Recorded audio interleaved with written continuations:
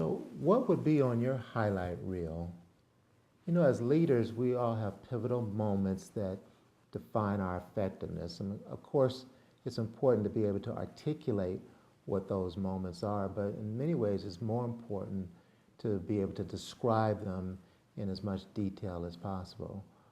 I mean, there are key moments. When I talk about key moments, really talking about samples of behavior, particularly when you say, this is an example that gives me an idea of how I actually feel, think, or what I'm doing in that situation. I mean, if you were to put together a highlight reel of you as a leader, what would you put on it? And to make this exercise work, think of at least 3 examples of that behavior, because that gives us enough data that you could say that there's actually a trend of your behavior.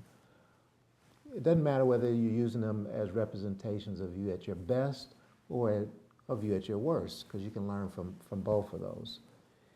But it is even more revealing if you can sharpen the focus of those moments down to the precise moment when you were making a decision, the result of which either move you into this crisis or move you to this opportunity.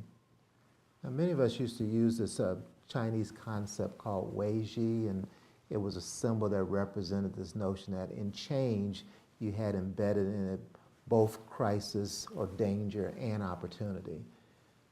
Well, the symbol actually represents that moment, that Weiji moment at which the consequences of what you do lead you to this growth opportunity or leads you into this crisis. So again, if you were to put together your highlight reel, I mean, what would you put on it?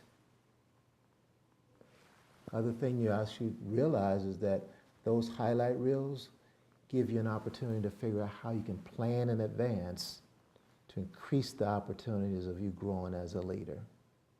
So, your highlight reel, what's on it? Greg Pennington, Pennpoint Consulting Group.